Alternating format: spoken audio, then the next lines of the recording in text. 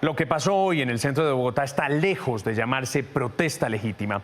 Hacia el mediodía, un grupo de indígenas decidió romper vidrios de establecimientos, retener personas, golpear gestores sociales y atacar con furia y extrema violencia a nuestros policías. Oscar Rueda nos pone en contexto esta penosa noticia.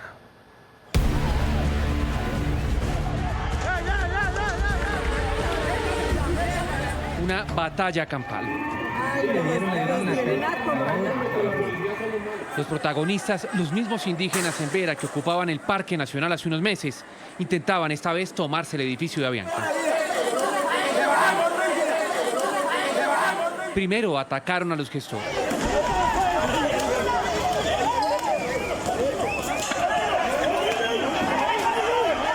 Luego corrieron y rompieron todo a su paso.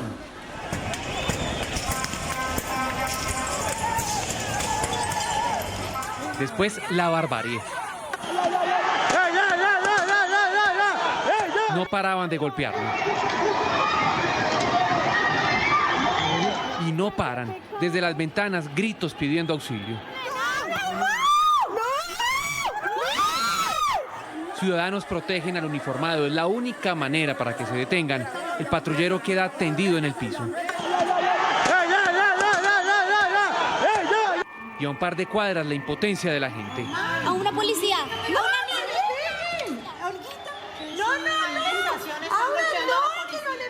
Una mujer policía brutalmente golpeada por una multitud dentro de una estación. Nuevamente son héroes anónimos los que la rescatan. Llévatela. Y una escena más. Gente que se expone para evitar que golpeen a sus policías.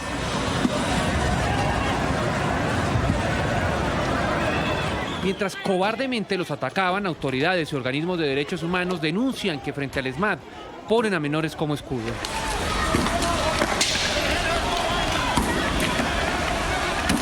Y solo el ESMAD logra controlar la caótica situación.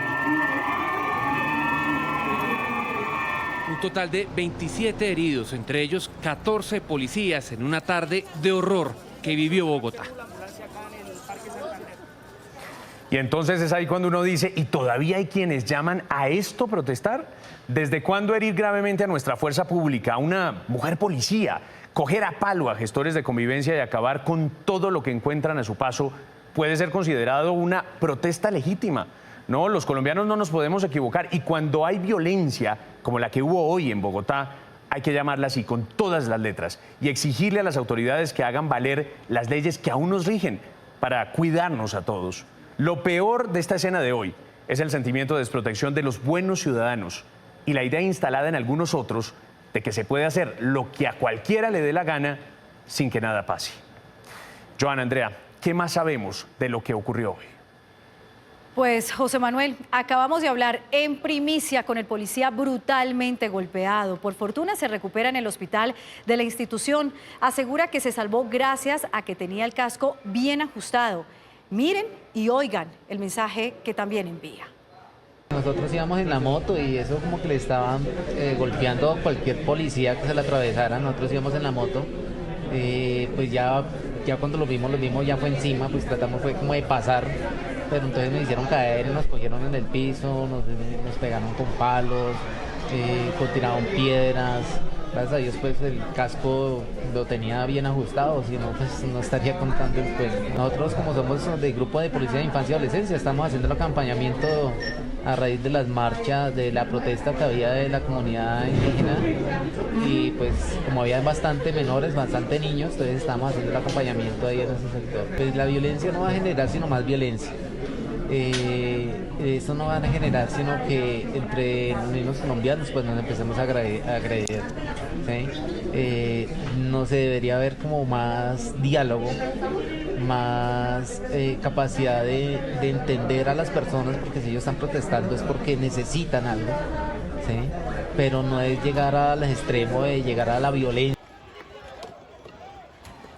Y esta jornada de violencia de la tarde deja al menos 27 personas heridas, 14 de ellas son policías, 8 gestores de convivencia también sufrieron lesiones de consideración. Todos fueron trasladados al hospital militar, a donde también llegó el presidente Gustavo Petro para conocer el estado de los afectados. Juan Camilo Blanco, situación a esta hora. Buenas noches.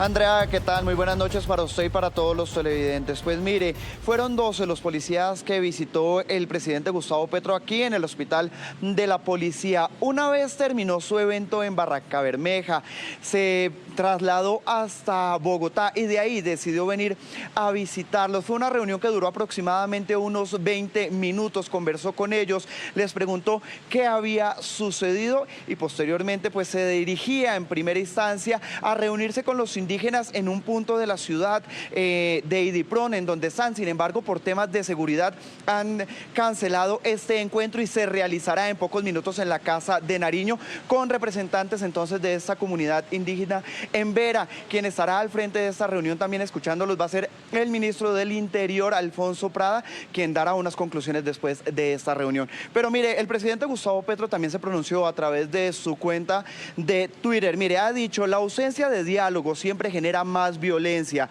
Rechazo y condeno los actos vividos hoy en Bogotá. Varios miembros de la fuerza pública y civiles fueron heridos.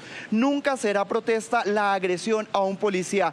Pero mire, más tarde, a los 10 minutos, también aseguró lo siguiente: todo miembro de la policía, todo funcionario público, igual que toda persona, es sujeta de derechos humanos. Es también violador de derechos el que agrede en estado de indefensión a un policía. Entonces, en medio de lo que se ha generado por estas protestas, entonces el presidente ha convocado, como les decíamos, a esta reunión que se llevará en pocos minutos en la Casa de Nariño, luego de la visita que también tuvo entonces a los policías heridos. Por ahora está la información desde este punto de la capital colombiana. Ustedes tienen mucho más en estudio.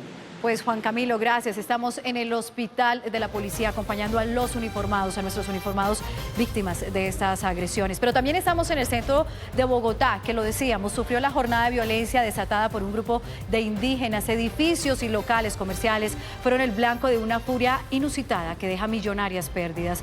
Con los vecinos y los comerciantes de ese sector también estamos ahí acompañándolos. Yarid Muñoz, que está desde muy temprano, segundo a segundo, revelando el desenlace de esta triste tarde. Yarid, le pregunto, ¿ya hay capturas? Hola, Joana, muy buenas noches. Sí, en cuanto terminaron los disturbios ya se habían reportado 2 capturas. En el transcurso de la tarde se confirmaron otras 2, pero hay una información adicional y es que con todo el material que los ciudadanos lograron recopilar con las cámaras que tiene la policía aquí sobre la carrera séptima, hay 18 rostros que ya fueron puestos en un cartel y por la información que permita ubicar a las personas que están publicadas en ese cartel, las autoridades están ofreciendo una recompensa. Esto es lo que ha dicho hace algunos minutos el secretario de Seguridad de Bogotá. Desde la Administración de Bogotá apoyamos, respaldamos la actuación que hoy adelantó la policía, que se dio en el marco de estos protocolos, de estos procedimientos. La violencia inició por cuenta de los manifestantes que estaban en el Parque Santander. Esa actuación de la policía o esa presencia de la policía fue encontrada con violencia, con agresión, hasta con sevicia por parte de los manifestantes que estaban en ese punto. Y estamos justo en el lugar en donde se desarrolló la parte más violenta de estos disturbios y ocurrió más o menos así. Esta es la calle 16 con séptima. Desde muy temprano la comunidad en Vera ya tenía controlada esa que es la entrada principal del edificio Avianca, pero querían tener el control de la parte posterior del edificio en donde estaba la policía y las unidades del SMAT. Cuando notaron ahí la reacción que les impidió seguir cerrando los edificios aledaños, pues se vinieron contra el primer establecimiento comercial, que es este que ustedes ven iluminado al fondo, está en un piso inferior del mismo edificio, rompieron todos los ventanales. Ahí 8 personas, entre clientes y trabajadores, cuentan cómo se escuchaban no solo las detonaciones, los destrozos, sino también los niños en Vera, en brazos de sus mamás que participaban de esta manifestación, llorando en medio de todo lo que sucedía. No fue el único establecimiento afectado. 2 calles al norte y 2 calles al sur también. Los comerciantes nos contaron lo que se vivió durante esos minutos, casi 30 minutos después de la 1 de la tarde. La violencia de los indígenas en Vera se desató de forma tan repentina y desmedida que apenas hubo tiempo para poner a salvo a clientes, personal y mercancía de los locales comerciales. Ya al final de su turno y pasado el trago difícil de otra tarde violenta en el centro, esta joven trabajadora repasa en las cámaras del local cómo tuvieron que reaccionar para evitar más pérdidas económicas. Sí, mi compañera y yo y 2 clientes que teníamos allá dentro de la tienda del almacén nos tocó dejarlo hacia medias y empezar a cerrar. Nos tocó cerrar locales porque pues ya se puso pesado, empezaron a haber gases, todo. ¿Y quedaron encerrados cuánto tiempo? Aproximadamente media hora, 40 minutos. Es feo porque pues uno no quiere que dañen el local, porque el afectado es uno y el gobierno pues no le va a decir arreglar a uno el local, entonces uno tiene muchas pérdidas en ese momento. La peor parte la llevó este café ubicado en el piso inferior del edificio Avianca. Los videos captados desde la carrera séptima muestran cómo, sin ninguna necesidad ni en medio de ningún enfrentamiento, los indígenas destruyeron todos los ventanales del establecimiento sin saber que dentro llovían vidrios en la cabeza de al menos 8 personas que debieron refugiarse en una bodega hasta que la policía retomó el control. En ese punto fue necesario evacuar a 3 personas. Fueron 3, pero ya están bien, pues ya llamaron. Hace 15 días los comerciantes sintieron el mismo miedo y también perdieron ventas por otra manifestación violenta que pasó por este mismo lugar. Hasta hace pocos minutos en este mismo lugar permaneció una tanqueta de la policía y custodiada la salida de los trabajadores que quedaban todavía por terminar su jornada aquí en el edificio Avianca. El aguacero de la tarde, la acción de la policía, terminó este disturbio hacia las 2 de la tarde. Andrea Bernal, volvemos con más noticias. Por ahora es todo desde el centro de Bogotá. Sí, señor. Gracias, Yarit, por ese completo informe. Y precisamente hace pocos minutos, en entrevista con nuestra editora política Maritza Aristizábal, la vicepresidenta Francia Márquez rechazó las agresiones contra la fuerza pública, pero insistió en que las comunidades indígenas deben también recibir atención del Estado. Le duele, así como nos duele a nosotros, que hayan sido atacados policías, civiles, que estén atacando la infraestructura pública, digamos, con la voz de reivindicar unos derechos. Me duele la violencia que ocurre en todo el país, la que ocurre en los territorios que viven a diario las comunidades, la que viven los pueblos indígenas y por supuesto esta situación de violencia que ahora está viviendo la fuerza pública. Creo que rechazo de todo plano cualquier tipo de violencia y en ese sentido creo que el llamado es al diálogo. Y mientras en las calles del centro de Bogotá se vivía una difícil jornada de violencia en el Congreso de la República, sigue el debate por la inclusión en el proyecto de paz total de un artículo que le permitiría al presidente Petro indultar a personas que hayan sido condenadas por hechos ocurridos durante las protestas y manifestaciones. Diferentes partidos políticos advierten que la propuesta contiene lo que llaman un mico. Y es que quieren indultar en la práctica a todas esas personas que estuvieron relacionadas con hechos delictivos durante las marchas, durante las protestas y que hoy el presidente quiere sacarlos de esos procesos y quiere indultarlos. Esos jóvenes que acudieron a este tipo de acciones, paralizar ciudades enteras, cerrar carreteras, atentar contra los bienes públicos, no merecen este perdón. ¿Por qué no habla, por ejemplo, de darle una oportunidad también a los policías que defendieron la institucionalidad? A ellos sí, que los condenen. Sin embargo, desde el gobierno defienden la iniciativa. El Congreso de la República, por una mayoría altísima de 2/3, puede facultar al presidente para otorgar indultos. De hecho, actualmente está facultado para conceder indultos. Por cuenta de este artículo y otras discusiones, los senadores y representantes a la Cámara aplazaron la votación de este proyecto para la próxima semana. Y cambiamos de tema y hablamos también de noticias económicas. El dólar no tiene techo. Hoy superó los 4.800 pesos. Lidis, ¿qué está pasando y qué consecuencias tiene en el bolsillo de todos? Hola, muy buenas noches. El dólar tuvo hoy también una jornada alcista. Repasemos las cifras y los movimientos de la divisa en el día de hoy.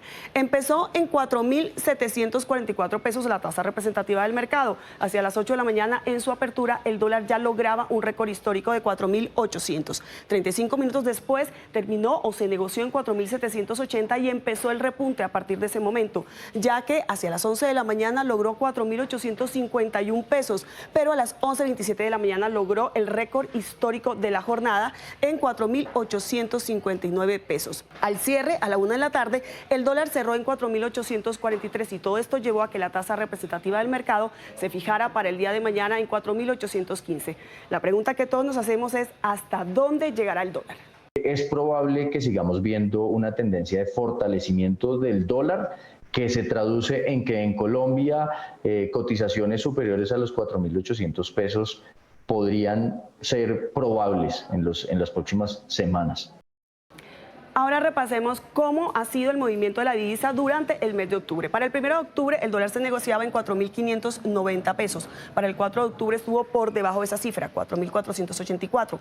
Todo cambió cuando el 5 de octubre el presidente Gustavo Petro habló sobre el control a capitales y el 7 de octubre se disparó a 4.627 pesos el dólar. Los días más altos de la divisa han sido estos últimos 3 días, 4.636 el martes, 4.744 el 19 de octubre y para mañana pues la TRM está en 4.815. ¿Qué hay detrás de estos incrementos del dólar? Lo consultamos con los analistas.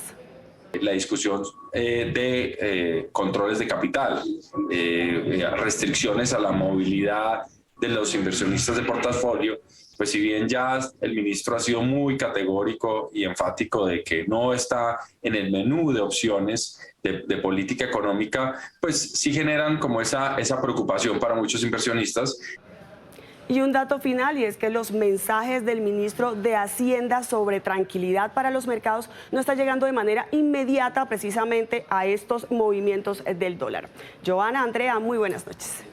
Gracias, Lidis. Pues precisamente el presidente Gustavo Petro habló sobre el dólar. Dijo que todas las monedas caen, no solo el peso colombiano. Señaló como una de las causas las políticas implementadas por Estados Unidos para frenar una posible crisis económica. Además que los petroleros tienen parte de responsabilidad.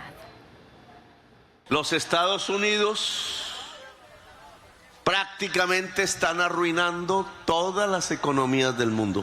Esta fue la reacción del presidente Gustavo Petro al alza del dólar, que ya supera los 4.800 pesos. Según el mandatario, esta situación y la posible crisis económica es consecuencia de las decisiones macroeconómicas que se han tomado en la Unión Americana. En Estados Unidos se toman decisiones para protegerse ellos solos, a veces sin pensar en lo que va a ocurrir a través de sus medidas.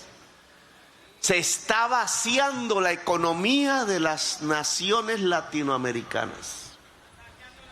Se está saqueando Latinoamérica. Nuestras monedas caen todas, no solo el peso colombiano. El mandatario, quien participó en el diálogo regional vinculante en Turbo, Antioquia, también habló de la responsabilidad que, según él, tienen los petroleros por la devaluación del peso. Están saliendo los dólares que se han construido en Colombia, que han entrado a Colombia por la exportación de carbón y de petróleo. El carbón y el petróleo son propiedad pública de la nación. Ante la crisis económica que podría tener la región, el mandatario invitó a todos los países latinoamericanos a reunirse para crear una agenda en común. Y luego de esto, el embajador encargado de Estados Unidos en Colombia, Francisco Palmieri, le respondió al presidente Gustavo Petro. Aseguró que no se pueden buscar culpables ante la situación económica mundial que se ha derivado. Asegura, entre otras cosas, que la culpable o el culpable es la invasión de Rusia a Ucrania. Dentro de los Estados Unidos también estamos sufriendo retos económicos como muchos de los países en el mundo. Yo no creo que debemos pensar en dónde echamos la culpa. Debemos enfocar en cómo trabajando conjuntos.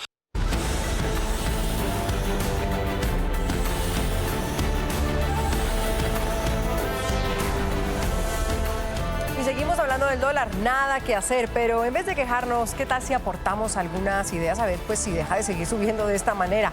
Juan Daniel Oviedo, buenas noches. ¿Qué se le ocurre en sus cuentas hoy? Buenas noches, Andrea. Y en efecto, el dólar está caro. Desde 1991, que tenemos una serie comparable, el precio del dólar en Colombia ha tocado máximos históricos. Adicionalmente, desde el 29 de mayo del 2022, observamos una marcada tendencia alcista. Por consiguiente, queremos reflexionar cuáles son los determinantes del precio del dólar en Colombia. Y para eso queremos hacer una analogía lo más sencilla posible. Pensemos en la papa. El mercado de papa en Colombia es esta tina a la cual ingresan papas por un grifo y salen papas por un sifón. ¿Cuáles son los factores que afectan el ingreso de papa a esta tina? Mayor área sembrada, un invierno menos fuerte o una disminución de costos de producción. En la medida en que el ingreso de papa sea más fuerte que su salida, vamos a tener abundancia de papa y por consiguiente el precio de papa va a bajar. Mientras tanto, si el sifón saca más papa del mercado, vamos a tener menos producto dentro de la tina y el precio va a subir, como aquello que puede causar un incremento de la demanda de papa en el país. Vamos entonces a lo que sucede con el mercado del dólar en esa analogía de la tina.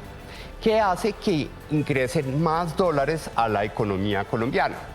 En primer lugar, una mayor dinámica de las exportaciones, incrementos en las tasas de interés o ganancias en productividad. Mientras tanto, ¿qué hace que salgan más dólares de la economía colombiana? Mayores necesidades de importación, una mayor tasa de interés en Estados Unidos que está sucediendo en este momento. ¿Por qué? Porque los inversionistas que llegan a Colombia sacan sus dólares para poder invertir en Estados Unidos y un incremento de las expectativas de inflación. Sobre todas estas variables hemos escuchado mensajes controversiales y contradictorios por parte del presidente de la República y de su gabinete. Por consiguiente, es importante dar algunas recomendaciones para controlar el precio del dólar en la economía colombiana. Primero, es clave reconocer que las exportaciones de petróleo y carbón, que pesan aproximadamente el 55% de todas las exportaciones, deben seguir sucediendo en el corto y mediano plazo, por más de que hablemos de transición energética. Por otro lado, es clave que la soberanía energética del gas natural se declare para que tengamos unas menores necesidades de importaciones y no aceleremos el sifón de salida del dólar en la economía. Y finalmente, es importante mirar a Europa, que en este momento necesita petróleo y carbón por la situación del conflicto de Rusia y Ucrania. Todo esto complementado con una diversificación del portafolio exportador y con el reconocimiento de que las tasas de interés deben subir para que el mercado del dólar se ajuste, pues necesitamos también unos incentivos a la producción, a la inversión nacional, que desafortunadamente están siendo borrados del mapa en la propuesta de reforma tributaria que está en discusión en ese momento. Estas son las cuentas de Oviedo y buenas noches. Juan Daniel, buenas noches, nos vemos mañana. Y crecen los enredos del proyecto de reforma tributaria en el Congreso. Los liberales se reunieron hoy con el expresidente César Gaviria y expresaron serios reparos, mientras que conservadores y el partido de la U piden no gravar pensiones y cuestionan las cargas a los hidrocarburos.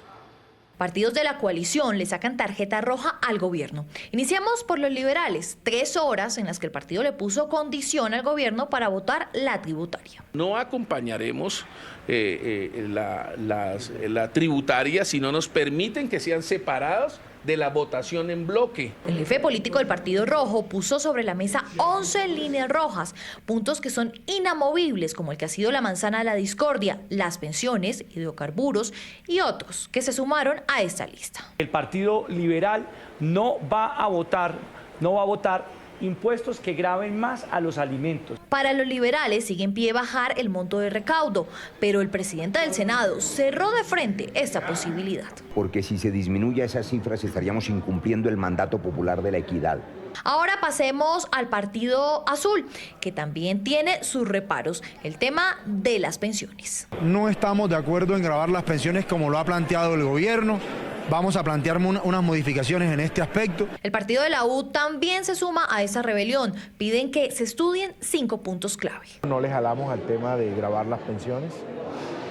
2, por supuesto, hay que revisar profundamente. En las cuentas del gobierno, la próxima semana votarían en plenaria la tributaria, pero todo dependerá de los partidos, que si no lo llegan a apoyar, perderían 112 votos.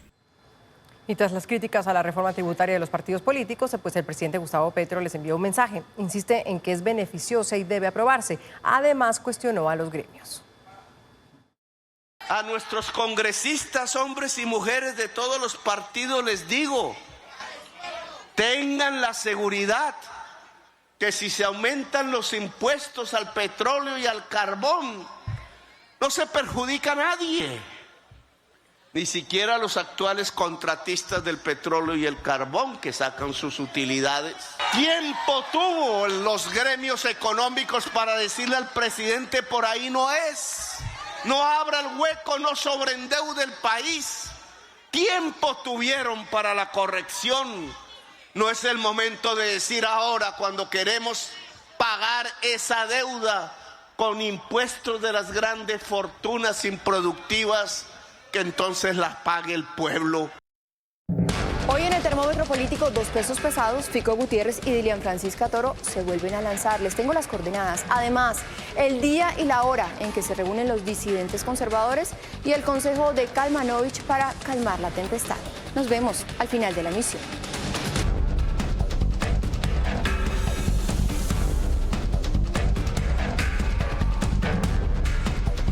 Hola, bienvenidos al termómetro. Le medimos la temperatura al ambiente político y se la regulamos al poder. Arrancamos con lo que sería el pitazo inicial de las elecciones locales de 2023 y 2 pesos pesados. Empecemos en Valle del Cauca. En el termómetro político supimos que a Dilian Francisca Toro la han llamado empresarios, dirigentes políticos del Valle y congresistas de su partido, intentando convencerla de que se lance a la alcaldía o a la gobernación. Dicen que ella tiene un gran terreno ganado, no en vano es considerada una baronesa electoral. Nos dicen que Dilian se lo está pensando no solo por cuenta de los guiños, sino por varias encuestas internas que la ponen a la cabeza de la intención de voto. Y ojo, porque de la decisión que tome Dilian depende que también se suban o se bajen otros candidatos. Uno de los que está en capilla es el senador Alexander López, quien también quisiera lanzarse a la alcaldía de Cali. Y esto es lo que pasa en Antioquia. Allá la carta podría ser nada más y nada menos que Federico Gutiérrez. Al ex candidato presidencial lo han contactado gremios y grupos empresariales para que se lance o a la alcaldía de Medellín o a la gobernación de Antioquia. A Fico la idea le suena y ya activó todo el equipo de su movimiento Creemos. Sin embargo, sabe que si se lanza en 2023 tendría que aplazar unos años más su aspiración presidencial. Y si es que Fico decidiera no lanzarse a la alcaldía de Medellín, ya hay alguien que está levantando la mano para ser candidato. Se trata del excomisionado de paz y quien fuera alcalde encargado de la ciudad, Juan Camilo Restrepo. Restrepo, que supo capitalizar su palomita en la Alpujarra y ya se hizo su propia campaña de memes, ha dicho que la prioridad es acompañar la aspiración de Federico Gutiérrez, pero que si él no se presenta, inmediatamente recogerá las banderas para lanzarse por el movimiento Creemos. Y sí, señores, lo hace por firmas porque hace 20 días presentó esta, que es su carta de renuncia al Partido Conservador, como señal de protesta a las recientes posiciones de la colectividad que hoy está en la coalición de gobierno. Hablando de los conservadores, allí crece la inconformidad y se sigue armando el grupo de los rebeldes. Tomen nota porque la primera reunión de los disidentes será el próximo viernes 31 de octubre en Bogotá. Al encuentro están invitados el expresidente Andrés Pastrana, la exvicepresidenta Marta Lucía Ramírez, los exministros José Manuel Restrepo, Mauricio Cárdenas, Juan Carlos Echeverry y varios exdirectores del partido. Todo con miras a tener candidatos que, según dicen ellos, representen los verdaderos principios conservadores en las elecciones de 2023. Y ya que estamos en terrenos de regulación de temperatura, tenemos un espacio para voces sabias, como la del reconocido economista Salomón Kalmanovich. En entrevista con nuestros compañeros de RCN Mundo, el exgerente del Banco de la República, que no es precisamente un antipetrista, le dio un consejo al gobierno para no naufragar en medio de la turbulencia económica. Esto les dijo. Si yo fuera él, yo cambiaría el gabinete, o sea, francamente. Cambiaría a Irene Vélez, sobre todo, digamos, es la que está haciendo más ruido, me parece una piedra en el zapato. Cuando suba o cuando baje la temperatura, acá estaremos con el termómetro político. Nos vemos mañana. Claro que sí, nos vemos mañana, Maritza. Y nosotros nos despedimos hasta aquí nuestra emisión de las 7 de la noche. Ustedes, gracias por habernos acompañado, Andrea. Ya llegan Café con Aroma de Mujer, Leandro Díaz, ¿Dónde está Elisa? Y la última emisión de Noticias RCN. Feliz noche para todos.